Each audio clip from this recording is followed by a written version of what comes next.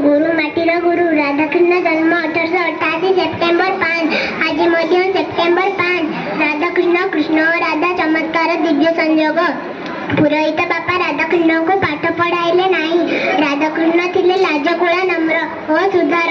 प्रभु वेंकटेश्वर परम भक्त केवल हिंदू धर्म नुहे ख्रीष्ट धर्म प्रति सुख्यात थिला।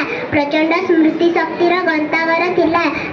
राधाकृष्ण तुलसी दुईपत्र बासे पिला दिन में सांगसाथी शिक्षक अध्यापक माने अशेष भल पाउथिले।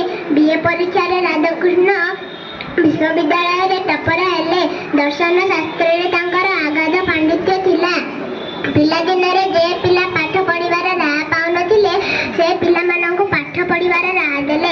एथिपाई दृढ़ मनोबल दरकार, साधना दरकार। मांद्राज प्रेसिडेंसी कॉलेज नामी कॉलेज से कॉलेज अध्यापन करुथिले।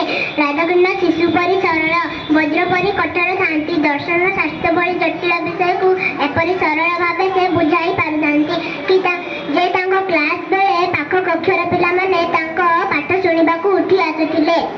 चुंबक लुहा को टाणे, बणिया सुना को जाने। राधाकृष्ण डॉक्टरेट लाभ कले। मैसूर विश्वविद्यालय मुख्य अध्यापक हेले। से कथा कम कहूथिले, काम बेसी करुथिले। मनीष को देवता परी भल पाउथिले।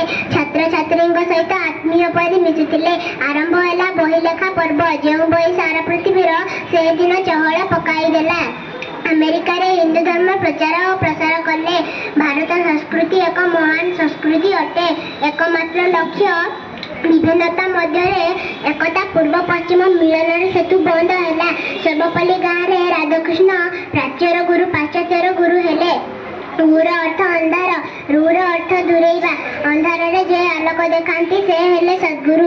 एही मर्मरे सर्वपल्ली राधाकृष्ण विश्वर सर्वश्रेष्ठ सद्गुरु हेले। राधाकृष्ण बनारस हिंदू विश्वविद्यालय कुलपति हेले। भिक मागी पंडित मदन मोहन मालव्य जो विश्वविद्यालय प्रतिष्ठा करथिले तार प्रथम कुलपति भावे सर्वपल्ली राधाकृष्ण अभिषिक्त हेले। गीता वेद वेदांतर प्रधान आचार्य थिले। राधाकृष्ण सबु धर्म प्रति सम्मान, सबु जाति प्रति स्नेह, सत्य धर्म शांतिर प्रचार। राधाकृष्ण चेष्टा संपर्क मधुर होगला। विश्ववृक्ष अमृत झरिला। राधाकृष्ण हेले भारतर उपराष्ट्रपति, तापर राष्ट्रपति। तांको गुण रे मुग्ध होई अमेरिकार तत्कालीन राष्ट्रपति जॉन एफ केनेडी निज विमान को व्यवहार करबा पई प्रदान कले। रूसिया राष्ट्रपति मार्शल स्टालिन तांको ज्ञान रे मुग्ध होई तांको निजर टोपी व्यवहार करबा पई प्रदान कले। तांको आदर्श रे आमे अनुप्राणित होई देश जातिर सुनाम रखिबा। एति कहि मु मोर वक्तव्य शेष करछि।